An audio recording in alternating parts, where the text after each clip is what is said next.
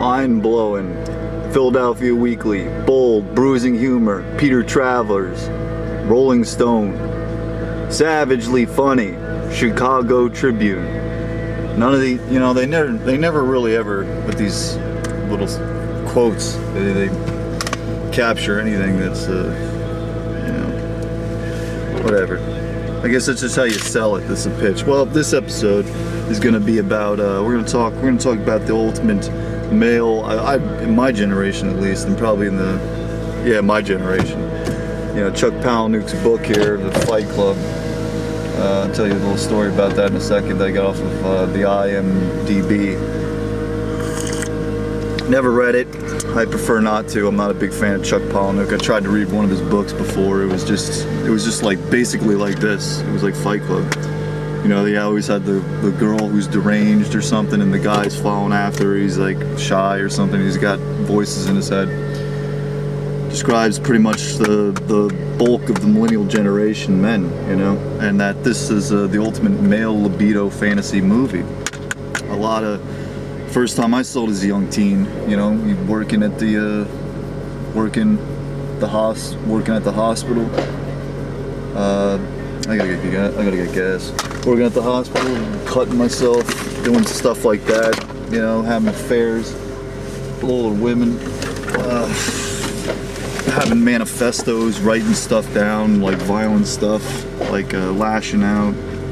Just being a little, Like the Zoomers nowadays, they're like soft, but like me, man, I was just doing all kinds of stuff. I was like living like I wanted to die, I got the song "Where's My Mind" playing over and over and over again, imagining myself with a beautiful lady that's all fucked up in the head like Marla, and we're watching as "Where is my mind?" and like all the buildings are fucking. You met me at a strange point in my life, like the whole male libido fantasy aspect of it. You had guys doing your bidding. You're just the most like invincible motherfucker, You're just too cool, and like you had a bunch of guys going, "Project Mayhem, first rule, never talk about Project Mayhem." And you had like the bleach blonde guy, and you just beat the shit out of him, and you're like, "I just want to destroy something beautiful." Man, people's always doing this. They always parking like really close to where I need to get out. Yeah, I'm good. One girl said, like, I'm not gonna say her name. I'll just say Miss S. She, when growing up, and I was a teen, and this movie, watched it, got it, and just played it over and over again. She said I looked like Edward Norton Jr., right? His name is Edward, or is it Edward Norton? Yeah, it's Edward Norton, not Jr., sorry. She said I looked like him, and I was like, I never thought of him, I looked like him then. I had like kind of shorter hair in those days, and I always I'd like to just have like a shirt on and run outside in my boxers with boots on, just like he was doing, and then have a notepad, running, Marla, where, first person to get out of this room gets a lead salad, a fucking lead salad, and like, they're like, so it just, and it's a stop sign. So I had this male libido fantasy, and when she said I looked like Edward Norton, it was over. I was just like enthralled. I was, when you watch these movies, that's what happens. You kind of like, and if you don't have like a base or anything, you just let them ride you, like you pick up a lot of the aspects of the movie. So for whatever reason, I just started watching this again. Maybe it's just because I lack the enthusiasm in my life, and I'm definitely changing for the better. And this movie is a testosterone kick, like I'm getting back there. I am getting a lot fucking, man, I get in anger fits, because I don't have a way of getting it, venting it out. Maybe I need to get a fucking somewhere where I could box. I didn't punch the chair, my knuckle, it was like a month ago or something. I punched something metal, and I almost broke my sink. See, this is the anger, I got anger issues sometimes. I punched something metal, you know, and I was just fuck, you know, and I don't know, I just punched it. It felt good at the time, but afterwards my knuckles were like, you know. So, and the anger issues is there is because, man, you know, it's just me, you know. I gotta, you know, I feel like I fail more than I succeed, you know. And even then, I try and I fail, you know. And then who do I take it out on? Yours truly. So like, and I only do that, you know. Last relationship, she never ever saw me angry, like angry, you know. I do if I get really pissed off at something, and there's a couple things. One is like the abuse of a woman. If I know about it, that gets me into blackout rage territory. You better be careful, motherfucker. If you touch a woman around me and I know about it, you better be real fucking careful. Whoa. So there's that. Then there's the one where it's just I take it out on myself. You know, just a little thing could just set me off, and I'm like, shit. You know, like you know, I still, you know, I got things going for me, but you know, it just it's like you know, a lot of people my age, they got families. You know, and I live alone. You know what I mean? So it's just like there's that. It's trying to be comfortable with that, but shit, I'm tired of being alone. Alright, to be continued. This is the episode of Fight Club. I hope I just popped my trunk and overheating. Hey, what's up, buddy? Can I get $20 cash? Yeah. I shut this car off so nobody strikes a match and it blows up. like the narrator's apartment there.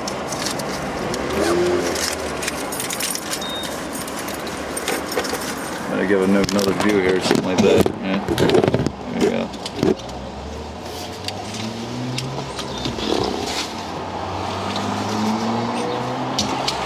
Ah, beautiful day, huh? Oh, wow.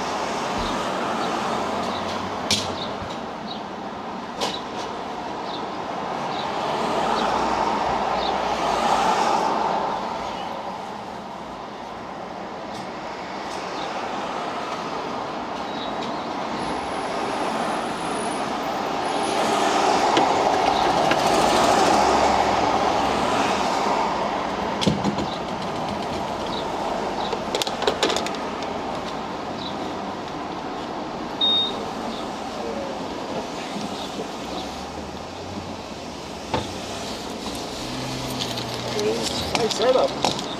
Sorry? Nice setup, bro. Oh, thank you. I got the cone, you know? Feel safer driving now.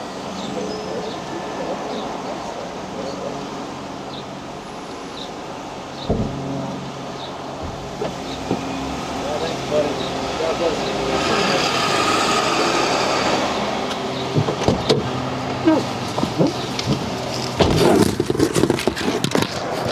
All right.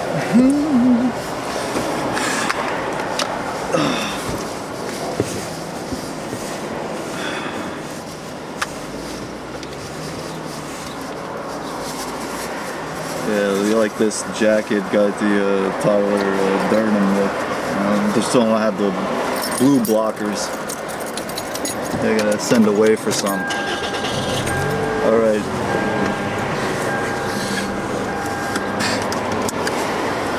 So the idea came to Palahniuk. The idea came to Palahniuk when he was he went on a camping trip, and then as a writer he complained about the noise of fellow campers. And I don't know anything about Palahniuk, but I mean, if he's like one of these writers with the dark rimmed glasses and he's got the haircut and he just thinks he's like better than everybody else, because a lot of writers are. They always act like that. Wow, that's nice. The person gave me a lot of ample space to get out. So if he's one of these types, I don't know. A lot of writers, like ex-girlfriend was a writer and she was very narcissistic. A lot of creative types are, they're like totally just, like if you said anything about their stuff, it's like, what are you talking about? My stuff is amazing. My shit is John Blazing, or like, I don't know. But the guy Palahniuk complained about the campers, and then he got his ass beat up, because, man, you just, what are you doing, telling people to turn down the music? I don't know the situation, but then he went to work looking all beated up, looking all like shit, bruised eyes, probably black eye, and this and that, and nobody said shit to him. His co-workers, they didn't say shit, because he said that they didn't know him on a personal level. This must have been before he blew up and became famous. So like, that was according to the IMDb, that was the premise of the movie of Fight Club. And the sort of detachment that people have, and like any little thing that I did, it is very true. Like, people don't notice shit. It's not until you do it like right in front of their face, like, or you point it out. Like for weeks, man, for like a month, I had a fucking Superman. I had a Superman glued on my shoe, and no one noticed unless I pointed it out. It's not like anybody looks at your shoes, but my shoes got like flowers on them and they're painted and they're all crazy looking. I wore my suede magenta shoes to work, and I gotta be careful not to get sugar on them because that fucking sugar is all over the place. And people noticed that. They said, oh, that's a look right there. That's the look that'll have people stopping, So whatever. Yeah, people don't notice things. I had a Superman, a little tiny ornament Superman glued on my shoes. And I'd be like, I had to say something like this to the effect of like, say, you seen Superman lately? And they'd look at me, and I'd be like, you know where he might be at? And then they'd be like, and I'd say, maybe you might want to take a close look down here. And then, then they look at the shoe, and then they go, oh man, and they laugh because it's fucking Superman on the shoe, it's that super glued him on the shoe, stuff like that. Hey, what's up, buddy? Thanks. Nice car. Thank you. God bless you. So, okay, Fight Club, let's get back to it. Oh yeah. Yeah, every male kind of has this like fantasy about like being in it, like, the Fight Club thing. Maybe I'll just play some How I Quit Crack in the background. That might be pretty cool. It may have a like neat effect to it, and plus I can zone out and like be more in my zone here. As like, this is an interesting thing. Just talking as you're driving in a car, just the thought process is engaged, and especially preparing to go into the highway, So like, all the actors and actresses in this movie are very, very good. Even down to Chloe, Meatloaf. I had a swinging hard-on crush for Marla Singer, and Helen Boone Carter actress in this movie, man. I was just like, dang, if I could get me a lady that was like that was as crazy as I am, shit, And then we could just stand there and then watch the motherfucking buildings go down. Where is my mind? You know? Try this trick and spin it. Yeah! Your head will collapse and you'll find yourself wondering, where is my mind? Where, you know, see, I just tried to do that in the most fucking craziest way possible. So, you know, she's just like, you know, she's on the phone, Marla, you know, she's got the blue phone. There goes a writer right there. You know, she's like on pills or something. That one scene, you know, Brad Pitt's doing this in the hallway with her. You know, hey, that girl, you know, she should go right to the psych ward. That girl, you know, oh, she's a nothing but a two-bit tramp. You ought to arrest her. You know, she's talking and all that, and like. That's a good scene, you know. He's got on like he's just got him glasses. He don't talk. You know, and also it was one of those movies in that time where they always had it like the anti-hero guy. You couldn't, the unreliable narrator. That was a time where like it seems like every movie had to have a twist, and the narrator was unreliable. Like, it was like, it's like a total fucking psyop or something. It's like all these movies and books, Memento, you know? All these cool hip ones, the ones that were selected and hip.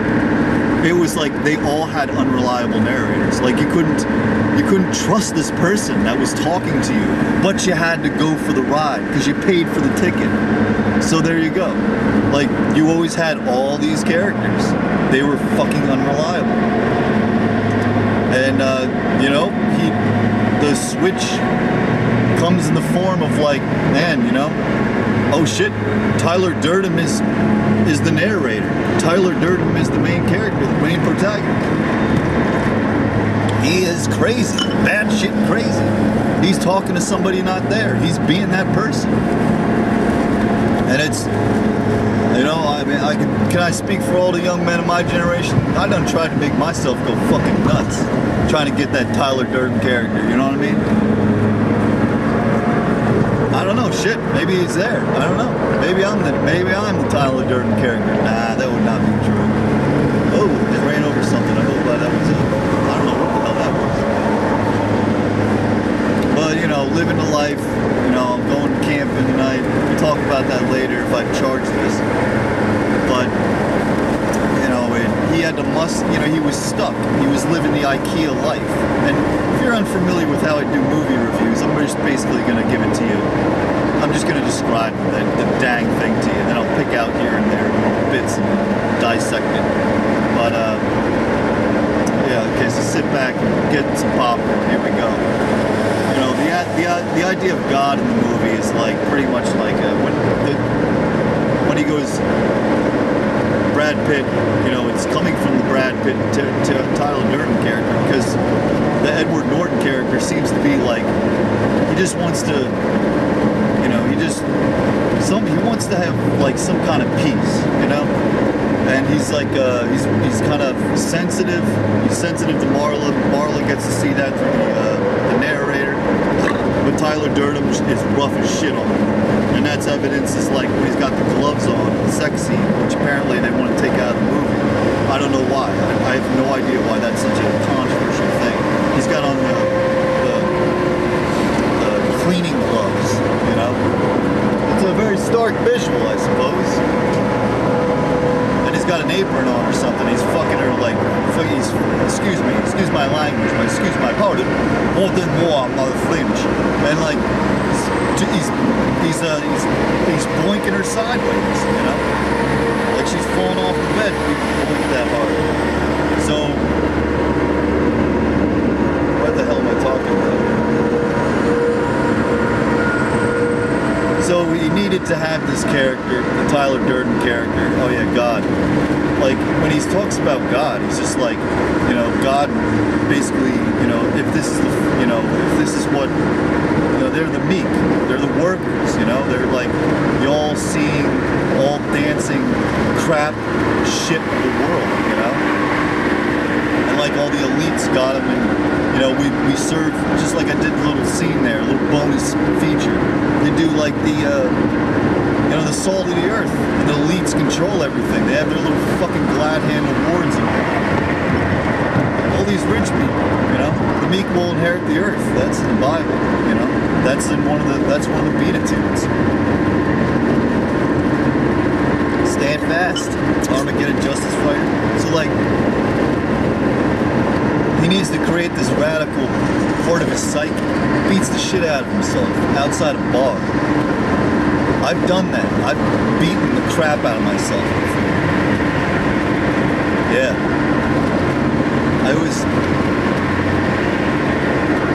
And then, you know, maybe it was deep rooted in this movie, you know, but I really did beat the shit out of myself. It was like a demon done possessed me or something. I don't know, that's how I look at it now, but like, man, you know, I threw myself down the stairs.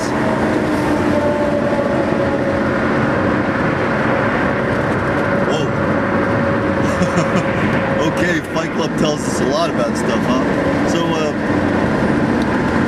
I haven't, though, put lye on my skin, and that's like one of the most like transcendent parts of the movie. Is when he does that, it's like, yo, you're in.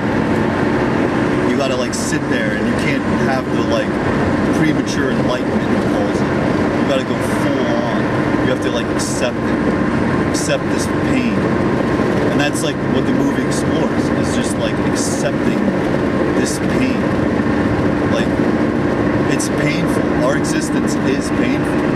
It's a struggle. You know, the Buddhists, Buddha knew that, you know? Like, just to live is just a struggle. You know, it's cynical, like, if you let it be. The fact that we're still wearing fucking masks, you know, it's like nobody can make a decision. You know, it's not like they're serving wine. The governor Marfa is serving wine if you take in prizes, if you take the jab.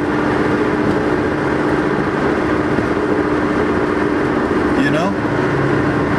Yeah, serving wine. So it's just like, they take the jab and get a little bit buzzed, you know? Oh man, it don't get more. I mean, it does get more. Just, I'm not surprised by any of this motherfucking shit. But it takes a real, okay, worker talking here. It takes a real, like, fucking rich, like, head in the clouds, stupid, retired motherfucker to like see, or to be like, oh, well, look at that, you know, and not even like look into it. Like he's giving, yo, you get free wine if you take the jab. This has nothing to do with health anymore. This is nothing to do with health.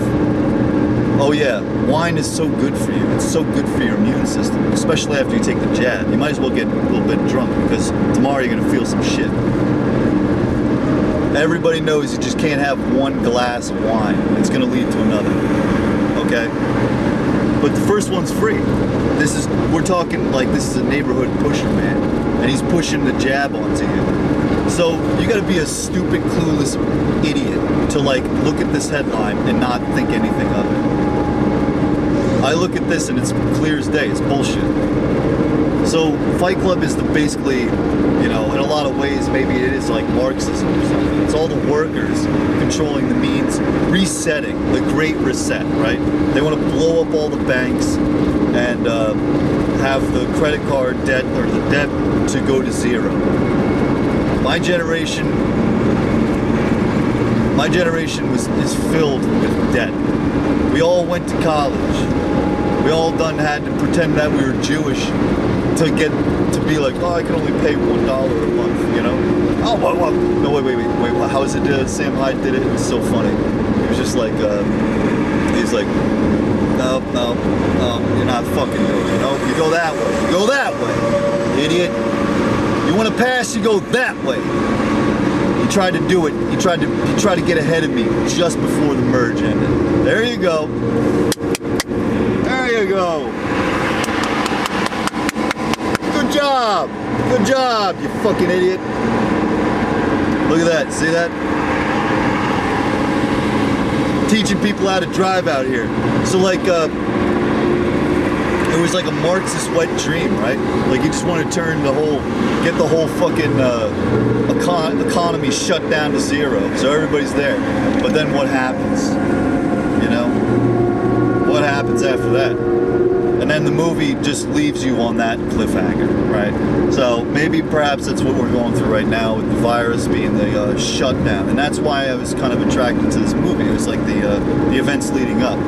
The duality aspect of the Edward Norton character, and having to split himself into basically like the Tyler Durden is like every bro Chad's like fantasy, you know? He's walking around, he don't give a fuck, he's good looking, he's fucking built, you know, he says the right things, he's so fucking intelligent, he's the ultimate Chad, you know? So like, and then, you know, everybody wanted to be like Tyler Durden. When they go to dress up for him as Halloween, do you think they dress up as Edward Norton? No, they don't. They don't. I mean, if I did, I'd wear the boxers, like I told you, and carry the briefcase or the file, and like the files, and like have like a gun and fucking t-shirt, you know, and then looking for Marla, you know, tell her to get out of town, hightail her. I mean, it is a romantic idea to have all these people, and Fight Club was men. Like, a woman can't be bonded by this. Like, a woman doesn't understand. Okay, we're getting into some sex stuff here, and I hate that word, sex. Gender. There is gender studies. Women don't understand this. Like, what men do when they go into a room, and like, it's just basic survival shit. You size up other men. You're like, okay, you know? Like, men do that. It's inherent. It's basically naturalistic. You go, okay, now like you think, you're just like, if there was a moment and shit went sour, I can do this? That's why at work I do what I do. I move like a motherfucking ninja.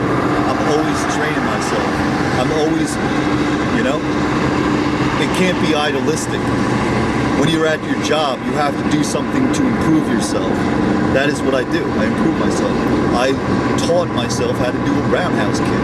My body is now able to do this. I can fucking take your head off with a roundhouse.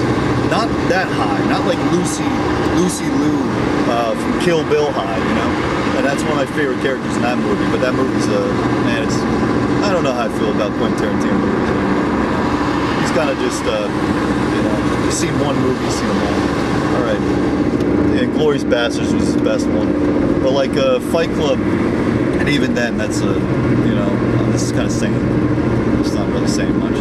But like, Fight Club, you know, women can't be bonded by that. Women don't understand this thing. Like, it's a very primal thing that men experience. And we've been taught through the generations to keep it silent, to keep it, oh, you're losing your temper? Oh my goodness, you need to go to therapy. Honey. Why do you think men are like, and a lot of us have lost, the younger generation have lost the vigor. There's a lot of soft ass Zoomers that I work with. They are so soft. They are passive aggressive. They avoid conflict at all costs. Me, I like to have it out. You know? I'm glad for that. It's healthy to have some anger. Do you understand? Do you understand this? If you're a man and you're a passive aggressive little pillowy, like fledgling duck, you know, what the fuck is you? You're gonna get rolled over, you know. They're teaching these children now to be soft children, like soft baby men, like the little Pepe. You gotta take care of him, you know. And when you take care of the Pepe, you know, build the Pepe up to be strong. You know, take the Pepe to, you know, Oh, simple thing. Here's one. This is one of my favorite things to do. You take your fist and you put it right against a tree and just stand there and just put your fist in the tree and think of nothing but trying to break that tree or bust through it. You know? That's one. That's one. Oh yeah, you'll get the imprint on your knuckles, and that's really cool. I told a guy to this, Zoomer. He didn't understand it. He looked at me like I was fucking crazy. You know, and I looked at him like he was fucking soft, you know? So Fight Club kind of just has that, you know? Like it reiterates that point that men need to get out their aggression. They're bonded by it, you know? If you could have a fight and it's healthy, and like you just realize the clear winner of the fight, and you are a good sport about it, then there you go. You just got bonded, you know? That's why men have bar fights sometimes. And then there's some men that they get all touchy-feely about it. And I mean, I was a kid when I got my ass handed to me a couple of times. I got beat up pretty bad. I got like fucking huge welt on my eye. I got jabbed like that. You know, I was a wigger.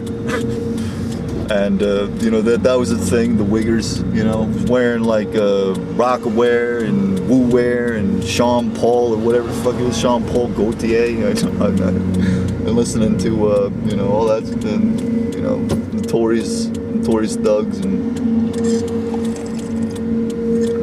bumping, you know, B.I.G., Cameron, all that. Listen to Hot 97, Top 88, and like, you know, in those days, man, high school, I got beat up a bunch of times. And each time, you know, you just got a little bit stronger, you know? They got one fight where a kid who was on Ritalin didn't take his Ritalin. And I done said something to him and he beat the shit out of me. And it was just a little thing. I was just like kind of mocking his team, his hockey team. And he just started pounding on me. And he threw my head against the lockers. I told you I threw the kid's head against the window, you know? I used to get in fights with my friends all the time. Shit, some young rapscallion. You know, that's it's one of the things that you get it out. Just be careful, you know. You don't want to fucking hit in the mouth and lose a tooth, you know. Shit. Or you lose a tooth, whatever, you know. I don't know. Fuck, man. I'm trying to keep my teeth. I'm starting to lose a couple back here, you know. Shit. But you know, just a sign of, you know, just durability, you know. It's good. It's good. It's good I got my ass beat up in high school. You know, you get your shots. I mean, you get your, you know, you don't take the jab, but you get the shots, you get the punches. Fight Club, there's more to talk about it, but like, shit, man, I kind of just get off on a tangent here. Yeah, the Marla Singer character, she's just like, you know, the art school dropout kind of thing, you know, just like a lot of girls idolize that character, you know. They like go, oh man, I want to be like Marla, you know, be all fucked up all the time and meet a crazy guy who talks to himself. I don't know. Is that a thing? I don't know. I'm not a girl. I don't know. But like every other Hollywood movie, it's like a program. Yeah, the God aspect in it. I don't know if I really explored it, but like, yeah, he's just like, yeah, this is what God created. This is a harsh God. You know, they look at it like that. Old Testament God. You know, it's like Jesus Christ came, you know, the Holy Spirit, the flesh. You know, it's just like, it's not really complicated for me, man. It's just Jesus Christ. It's as simple as that. If you're about Jesus Christ, then there's that. If you're a Trinitarian, I don't care, man. I don't really care. I don't care about all this other subsect stuff. The guy in the woods was crack pipe pop wife. I forget his name. Stranger Than Fiction always plays his shit. Brian Dellinger. I don't know. Whatever. You know, everybody's got their kind of Sophisms here about Jesus, but man, it's really simple to me, man. He done walked on the earth. He had a gang, you know. They fucking mocked him, they humiliated him, they crucified him, and he forgave him at the end of the day. You know, and it was the Holy Spirit. He was performing miracles. I'm about to run over an orange, 2 oranges actually. Maybe you can hear it. Oh, there we go. It's simple as that. You know, it doesn't have to be complicated. You know, the word, the example, all that. You know, it's just, to me, it's just there. It is. That's it. That's all you need. And then there's mysticism about it, like surrounding the teachings themselves, and what were they actually. But now we do see, you know, like a lot of the teachings, the New Age tries it, but they don't have Jesus, you know. The New Age uses Kabbalah or something like that, and Kabbalah is like, you know, it's there. It's a system, your chakras and all that. Go for it, you know. But you gotta understand something. If you're like riding with the Kali energy and you got the snake spirit, well then that's, I guess, the ride you're taking. You're on the serpent, you know. So there you go.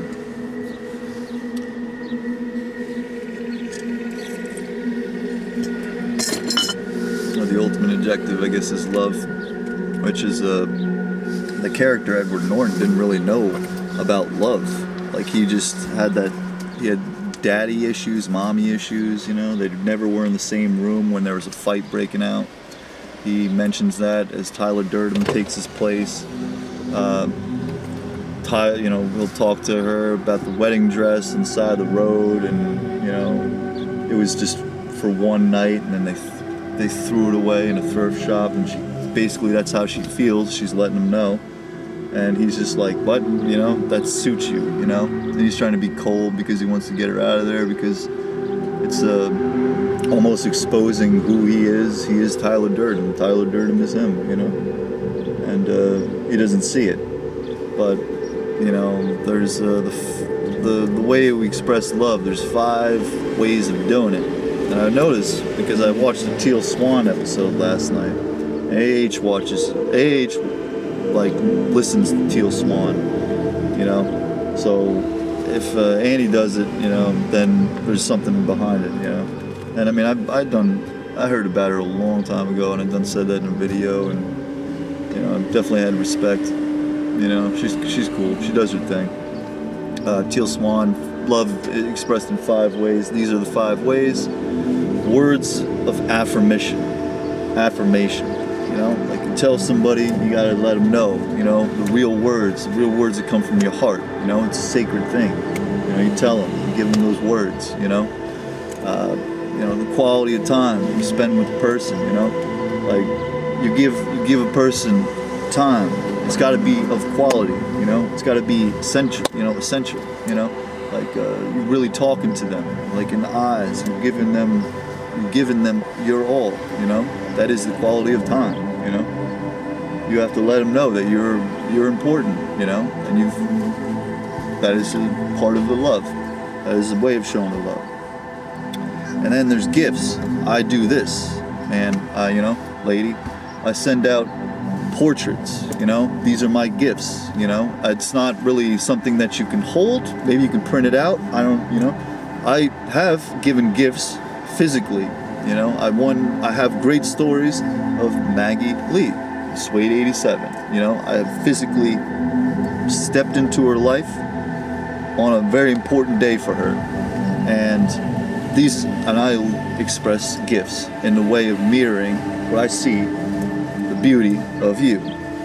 That is a way of my showing love, is gifts. You know, that's a very Eastern way of showing love. Okay, so physical touch be another one. The way that you touch somebody, you know, like lady at work, you know, we're getting kind of close, you know. She touches me. She likes to put her hands on me, you know. I don't, you know. I showed her how to work the phone, you know. Like I'm very careful, you know. I just I get hands. Once the hands go on, they keep going on. But she has a way of just, you know, like I'll just be standing there and she'll just put her hands on me and like kind of just direct me to move, and I'd be like, whoa, you know, she put the hands all over, you know. So there's physical touch, you know. Physical touch is very important. It leads to, you know, the art of making love. You know, making love is a beautiful thing. Many people don't know how to do it, you know. Making love is probably the greatest thing besides praying that you can do in this life, you know. Making love. Oh yeah, making love. And then acts of service. When you like do things for people, you know, like you do it out of unconditional love, you know. Like you just go the extra step. I do this at work, you know. You have to go the extra step. You don't have to, but it's a good idea if you do, you know.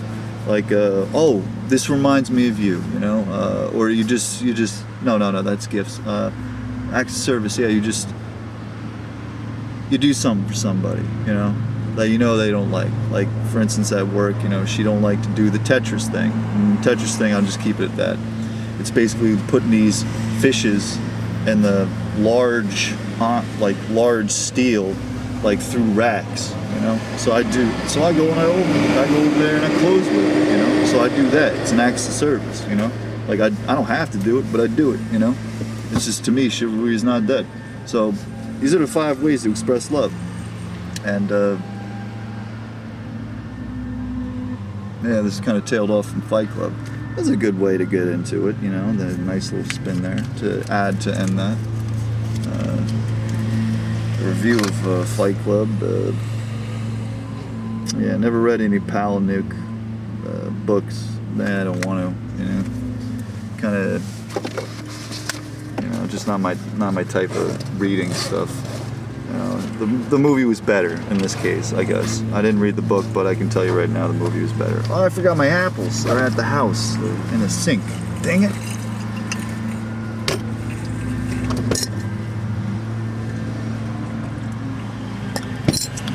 Anything else to talk about in this movie? There's the Tom Waits song. I know karate, voodoo too. And it's just like, yeah, okay. Tom Waits, you know, he's always a funny guy though. He's the basis of the Joker, right? That interview that he did, the Joker performance. You know, talking like this. Heath Ledger used it, I think. I don't know. What else? Was there something? Yeah, the credits. They all.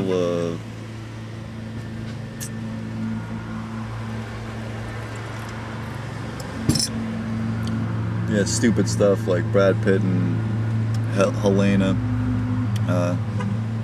Bonham Carter. They recorded sexual orgasm noises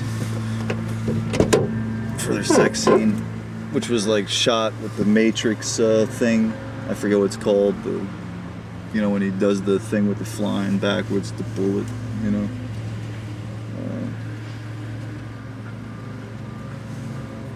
Yeah.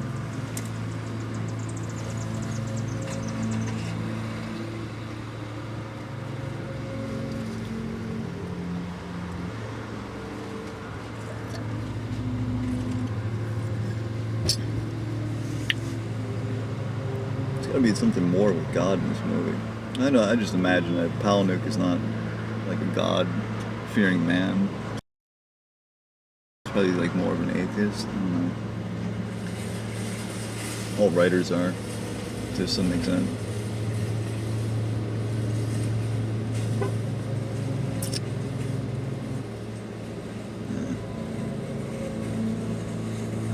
Yeah. It's a very cool movie. It can be very toxic if you let it, you know.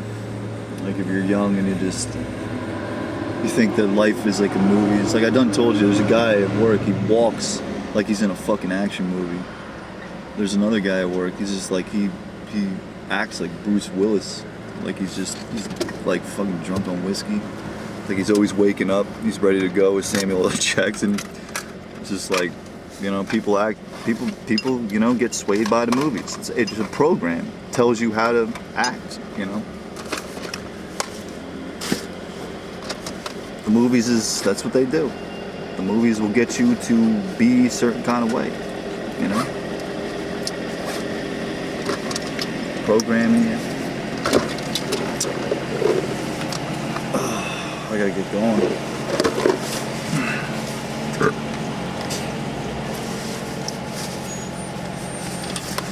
He'll do something like in the work shirt.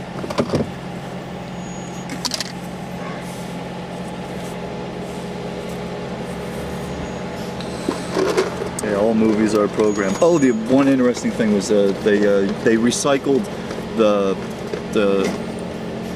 what is it, the fog or steam from Leonardo DiCaprio in the ice scene or something on Titanic. For the penguin scene, the CGI, he finds his power animal as a penguin. That's a weird power animal. But hey, you know, I guess mine's a cheetah. It doesn't move like one. I act like one. I make decisions like one.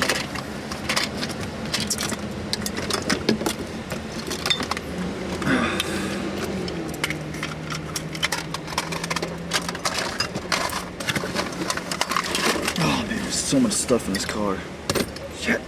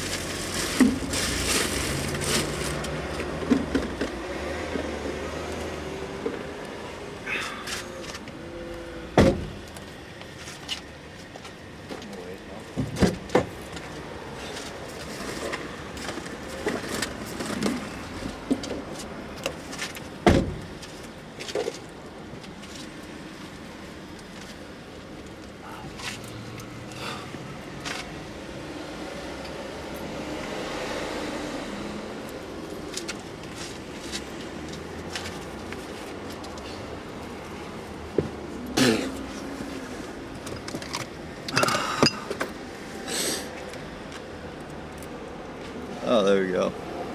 That's one of my name tags.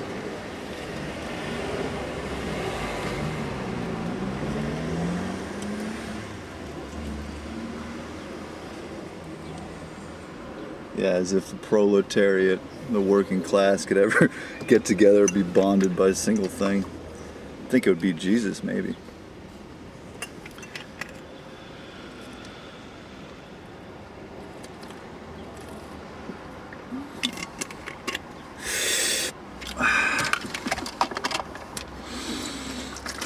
I mean, a lot of people bond over that.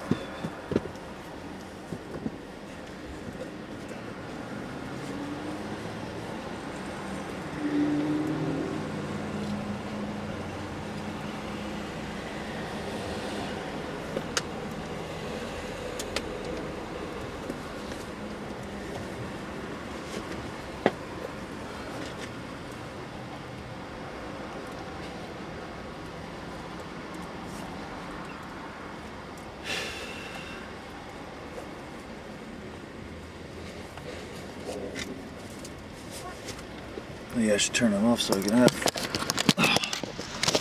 do the ride home version or camping out version. maybe I'll find new things to talk about regarding this movie or something.